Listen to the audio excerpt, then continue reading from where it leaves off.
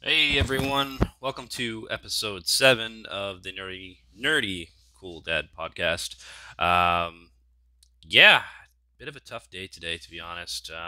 Getting out of bed today was probably the hardest it's been in since this whole pandemic started to unfold, and I'm sure other people are feeling it pretty badly right now. I don't know if it's just because it's the middle of the week or just, there's a lot going on. I really feel for those people that are stuck in situations where they can't help out loved ones or, they have family members or spouses working on the front lines as nurses, doctors, uh, you know, grocery store workers, you name it.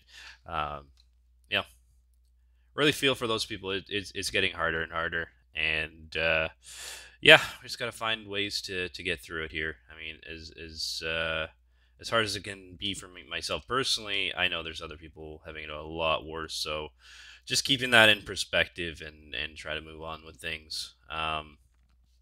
Yeah, as far as the social distancing is concerned, I just don't know that it's working, to be perfectly honest. I know it's something we have to do. Don't get me wrong. I'm definitely not suggesting we don't do it, but it just kind of seems like an empty threat.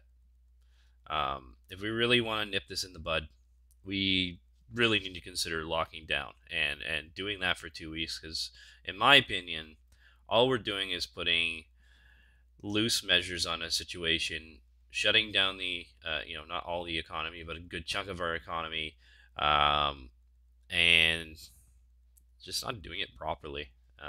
I really do feel like we need to lock things down, take this way more seriously than we are, and just get through it. I mean, when I look at the numbers, I'm using worldometers.info /coronavirus. Um, yeah, I mean, it doesn't look like Canada's doing that poorly in perspective of the rest of the world. However, one of the statistics I've been really focusing on is the number of cases versus the number of total recovered patients there are. The numbers for Canada and the U.S. are really bad. I mean, the U.S. is dreadful right now, and I'm not trying to spout fear mongering or anything like that, but recorded cases right now in the U.S. are close to 55,000. Of those, only 379 have recovered. Now, the scary thing about this is these numbers are not going to be completely accurate. Um, Analysts have said you should consider basically taking any of these numbers and increasing it by like 60 to 70%, and then you'll get a better idea of what these actually look like. So yeah, I mean it's pretty scary, but I really do think we need to just lock things down, do this properly, no half-ass measures, and let's get through this. Because if we have to call a lockdown after another week or so for 2 weeks, it's like, okay, why didn't we just do this to begin with? I can understand that it's hard to manage a country and get everyone to fall in line, but I mean, enough's enough. Let's just do this and let's do it properly, so this doesn't get more out of hand than it needs to be. And yeah, I mean, I kind of went on a rant yesterday about the Trump administration. I mean, I don't even know if it's the entire administration. Administration. Um, it might just be his delusions, but rushing to save the stock market. I mean, I understand the need for it, but you have to weigh life and death at this point. Like, I don't understand. It's a constant back and forth of, oh, it's not as bad as we think. Oh no, it's actually a lot worse. The numbers recorded in China. There's a lot of how do I say? Um, I don't know if what's being reported out there is actually true or I mean, I can't. I should hope it is, but I really don't think it is. I think there's a lot of information being hidden, and they claim to only have less than 5,000 cases, active cases right now. But I'm seeing that there's sort of bounce backs in Hong Kong and different places. So we'll see. We'll see.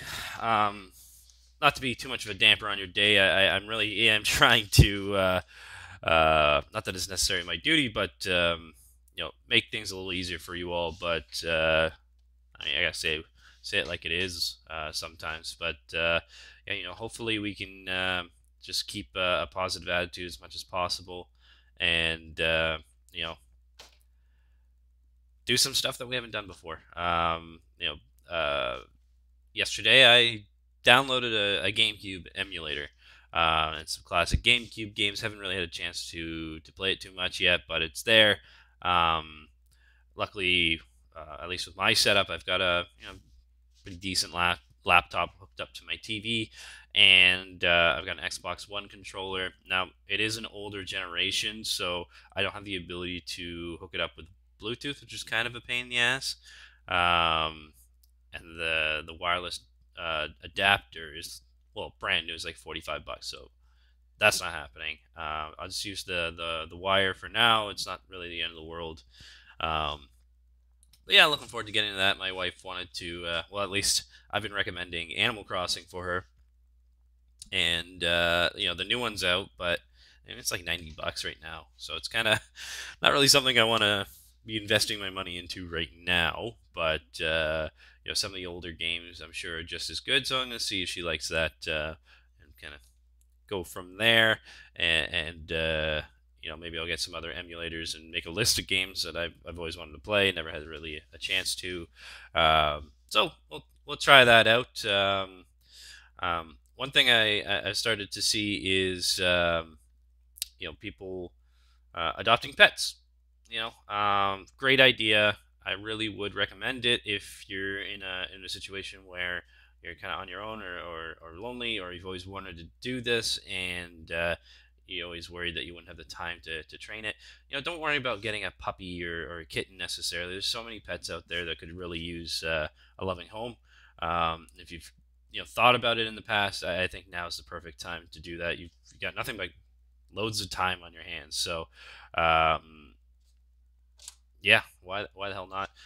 One thing I'm definitely considering doing is potentially putting together a bucket list of things that I've always wanted to do within reason that I can actually do from home, and see how many of those I can tick off. Now, some of them are going to be more time intensive than others, and those with kids and are working full time aren't always going to have the time for this sort of thing. So yeah, I'm going to make a list, and I'll share it with you all, and maybe you guys could do the same thing, and just get a little bit more of a positive vibe going. I know it's ironic because I started this podcast pretty depressed, but that's not necessarily my intention. But I mean, it is the times we're living in right now. So yeah, let's I don't really have too much more to say today. I mean, this is my shortest podcast so far, but I'm gonna see about just kind of keeping things positive. I'm gonna go on, definitely gonna have to go on some walks or something. I just can't stay cooped up in the house forever, obviously, and if I can do that at least once a day, well, hopefully that'll help. I haven't really been outside in a few days other than my backyard or something, so it'd be nice to do something and kind of, I don't know, recharge, I guess. I don't even know. Anyways, won't take up too much more time here today, but hopefully I have better content next few days. Keep watching, and don't forget to stay the fuck home.